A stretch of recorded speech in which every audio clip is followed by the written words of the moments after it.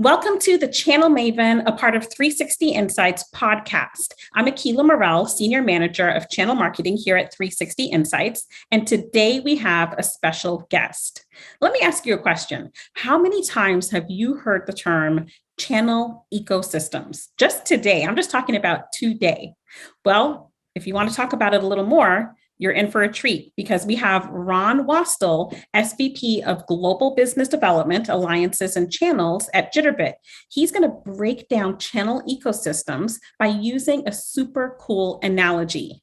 I'm not going to tell you what that analogy is. You're going to have to take a listen. Enjoy.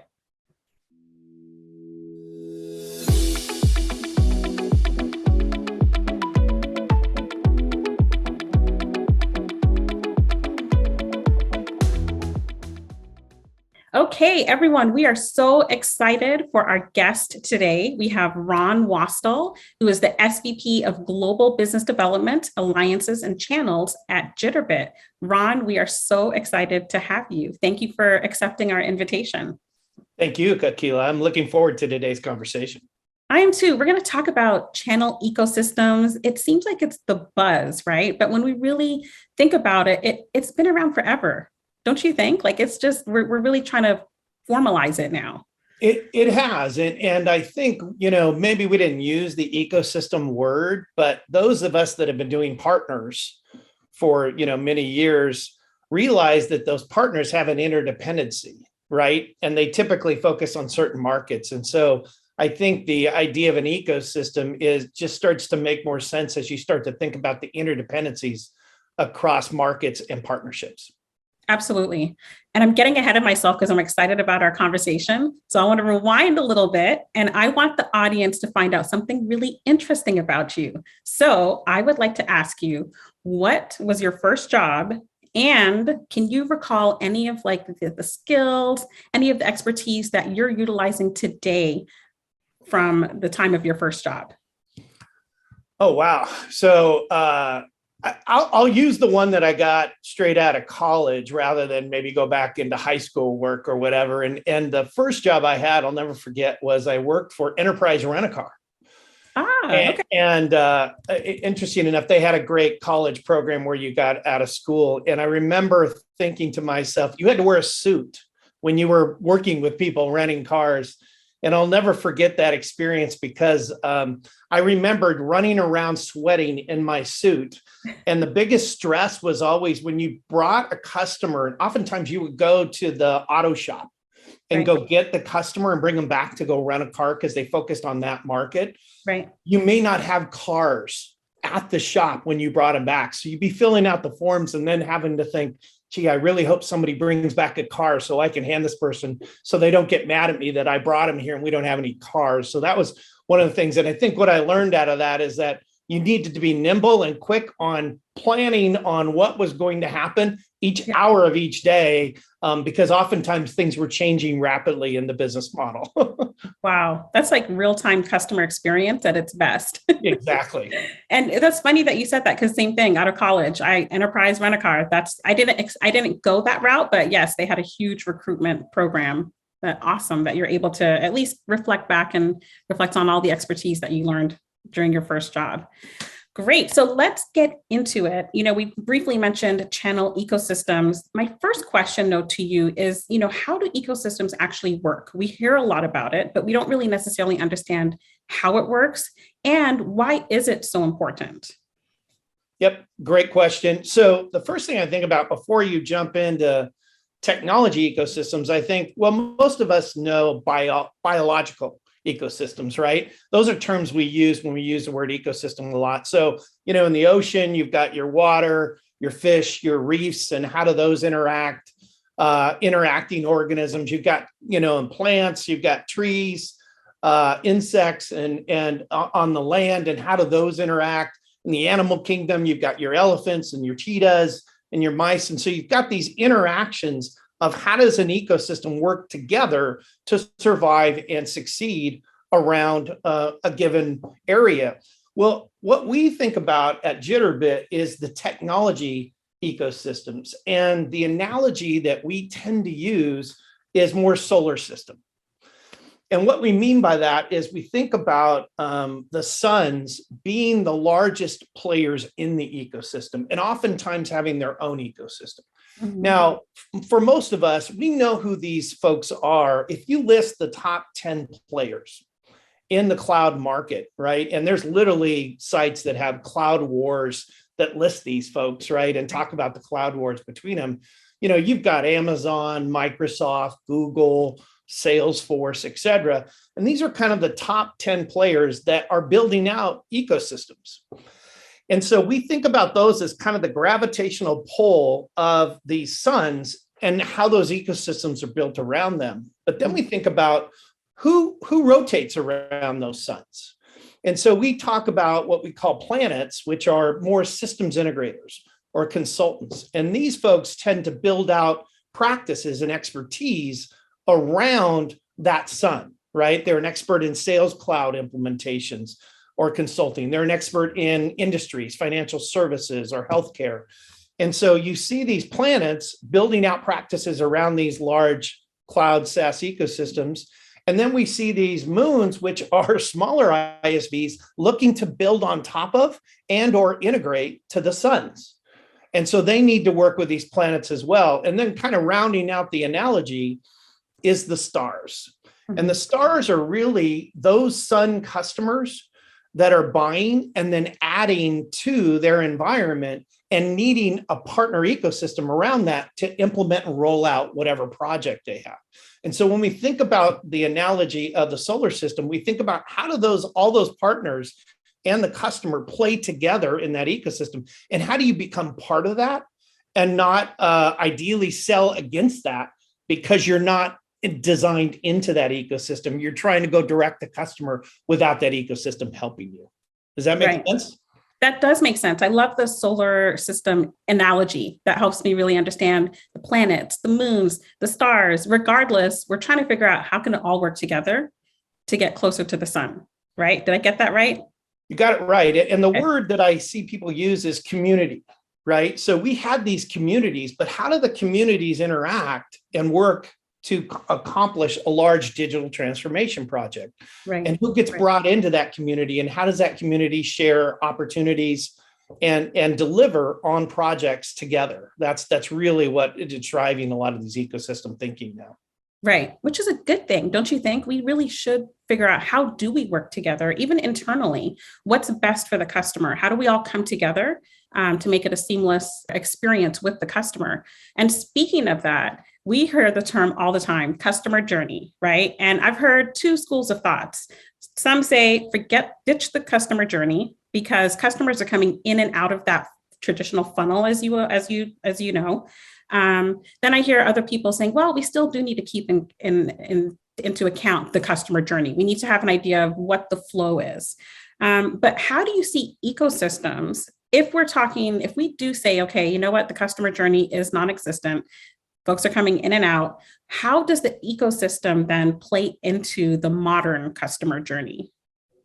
It's a great question. And when you say modern, it makes me think how the journey is evolving, right? With the customer as things move more and more digital. And so I think it maps directly on it. And this is one of the big ideas. And a little bit of our strategy in general is that you kind of have a customer journey going on. You have an employee journey going on, which think about as your own company, right? Yeah. And how you're trying to match the employee journey with a customer journey, right? Because you have a lot of employees working with customers. And now you're laying the partner journey on top of that. And so it's hard because you have to think about three journeys and you have to think about the interactions between those journeys. But if you really work hard to think about, look, the customer is driving, I'm into awareness, I'm considering, I'm purchasing, retention, advocacy, the classic terms that are used in customer journey, you start to think about in the awareness process, who engages with that customer and how do I work with that community to make awareness of my offerings, right? And so Jay McBain talks about 28 moments with a customer, and who is driving those 28 moments. And if you think about it, if we're all going independently at this customer, then there's all these 28 moments being driven and there's a lot of noise. And so the customer gets overwhelmed. So it's really thinking through, how do I work with the key players in each point of that customer journey and become part of that process rather than a separate process into the customer. And so I think a lot about how do we map our customer journey to our employee journey to our partner journey and how do those work together. That's a key place. Now, when you start to break that down and you think about, okay, so we've got this awareness piece. What do people go to be aware of certain offerings? Well, they go to vendor marketplaces these days, right? And they look for reviews on that. They talk to their other companies that have bought, let's say the Sun's product, and they talk to colleagues that are their personas in other markets that have used this technology before, right?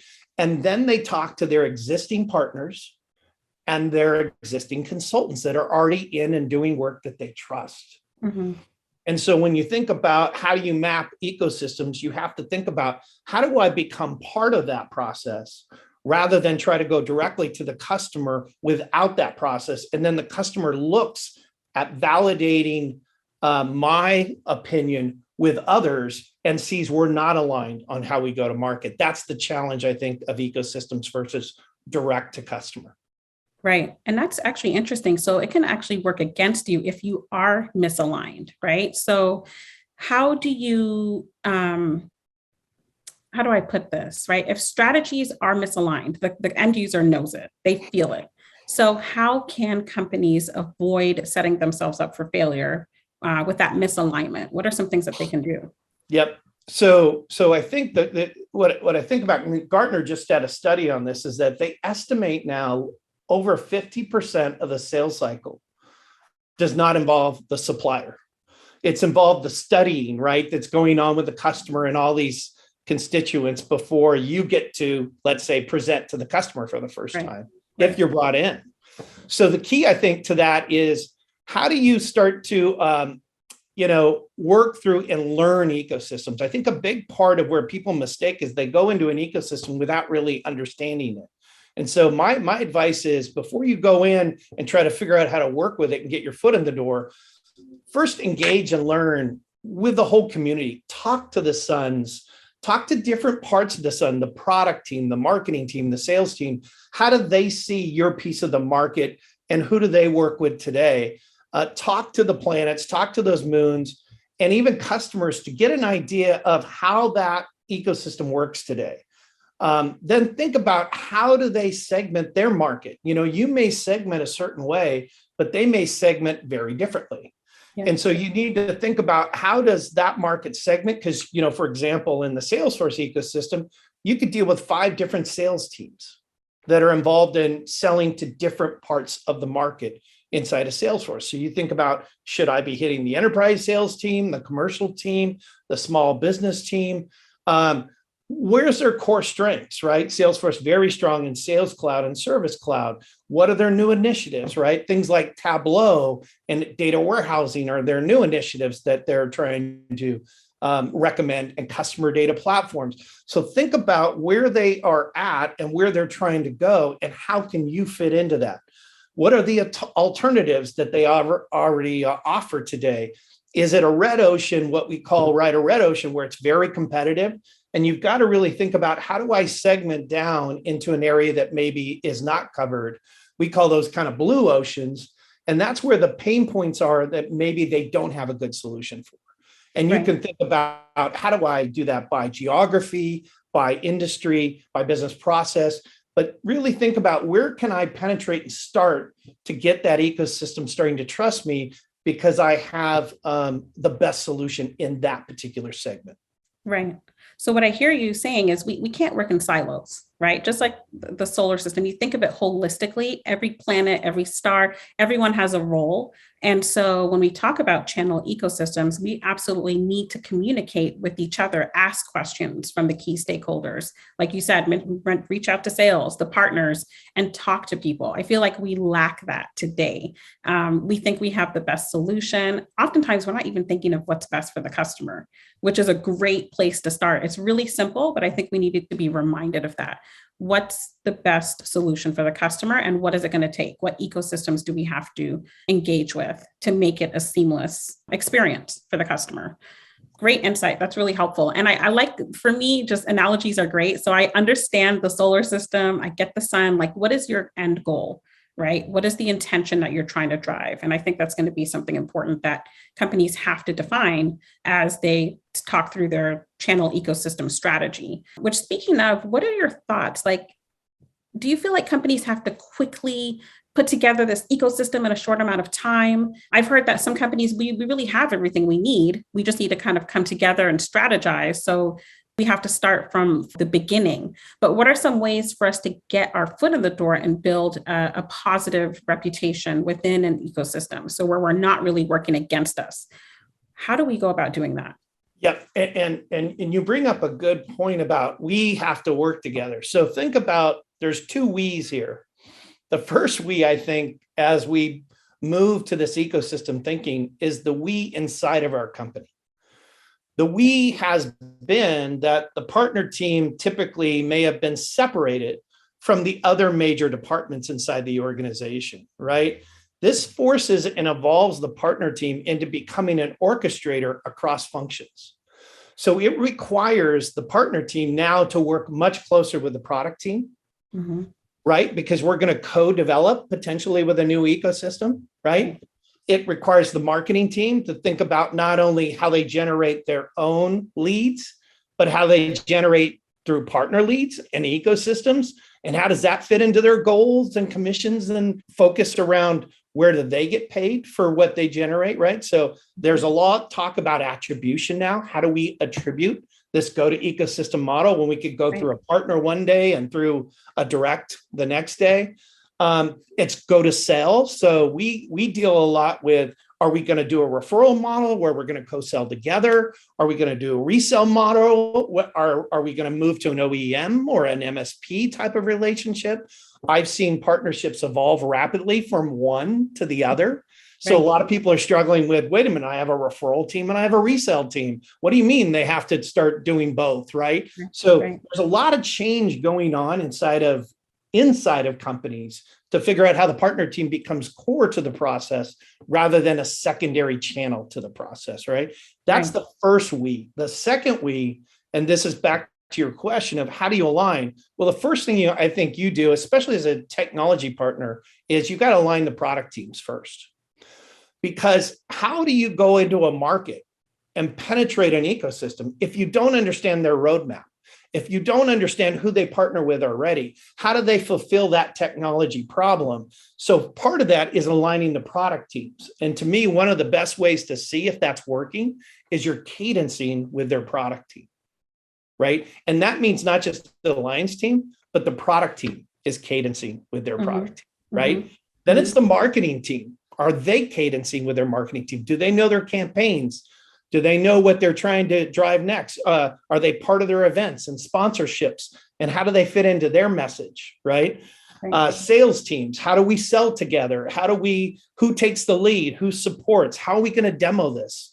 All these things come into play where it's two big we's. One, we got to start working cross-functionally together. And then two, we got to figure out how to align with their functions to go to market together. So it's challenging. It's not easy, but those that are doing that well are really lapping those that are not.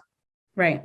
And do you feel like companies are doing most of that today? It's just that they need to come together now. When you mentioned event strategy and content strategy and sales, like we have all of those components, but bringing it together and cross collaborating and communicating with each other, I think that's where we lack effort. For our audience, like, can you give us an example of how to do that? How do we bring these departments together? Yeah. So the word orchestration, right, comes to mind. But really, when you break down the word orchestration and how do you manage that day to day, I think about the word program management and project management. Mm-hmm. And so you're really starting to go to, and we have these partner success plans, right? But if you think about an eco success plan, it's how do we meet cadence and drive who's doing what, when, by what date? And we have clear deliverables and we're aligned. And so we're collaborating to build a plan we'll work on together. And I think we've historically done that maybe with our top partners and built those strategic plans. Right. Now the question is, how do you do that across multiple partners? Maybe not just one, because there's interdependencies, right? Our consulting implementers work with these technologies. How do they all fit together in our go-to-market, in our strategy to go after this ecosystem? So I think there's a lot more planning in detail around who's doing what, when, and having clear dates and deliverables associated with it. Right. That's great. At least we're talking about this now, and there is some communication. We're bringing light to the fact that we do have to come together to orchestrate some sort of plan that's, again, thinking of the end user, a seamless experience for them. I remember back, way back, I've been in the industry for a long time, but honestly, silos, like siloed marketing, you just heads down, you focus on what you're doing, and literally no communications with, the product team, with sales. So it's interesting. You see how when everyone comes together, it is best for the customer and impacts the bottom line. That's what we're here. At the end of the day, we have to positively impact the bottom line. So there's a saying that's called riches and niches. And what are some of the best practices? We kind of talked about it already, but what are some more additional best practices for businesses navigating ecosystems? And how can they ensure that ecosystems are actually embracing them? So again, we talked a little bit about how it can hurt you. What is the opposite of that? Yeah. So I think once you kind of learn what the ecosystem is telling you is the best place to start and maybe earn your keep, if you will, and prove to them you can deliver in that area, you start to look down this process that we talked about, which is co-innovation. When I think about our market, co-innovation means I need to build a connector to that partner. I need to build templates that have use cases so our partnership works together, right? Mm-hmm. So I'm now specifically into how does 1 + 1 really equal 3 with our products together, right? Rather than just two products independently. So I'm thinking about how to do integration. That's why marketplaces and integration is so hot, because you're basically creating 1 + 1 = 3 by integrating those two products together and acting like one product as opposed to two. So that's your co-innovation kind of way to focus on the niche and deliver the niche. Then it's, how do I market to that niche? How do I specifically build joint decks, joint demos, joint proposal templates, so I can actually target a specific segment with the right players in that segment to look like we're one team. We're not 5 people showing up to a meeting that look like we've never met before or talked to each other. Right. And that's into the sales model. And then finally in the delivery model, it's how do we scope together? How do we staff these projects? How do we look like we're one team implementing and not 5 different companies that are pointing fingers when there's problems between the project, right? So it's really going into, once we establish what niche we're in, executing that niche down to the point to where the customer feels these people have clearly worked together before and know what they're doing, rather than, oh my God, I don't think these companies have ever worked together before. Right. That's a great point. Great point. Well, anything else you want to share with our audience as it relates to channel ecosystems?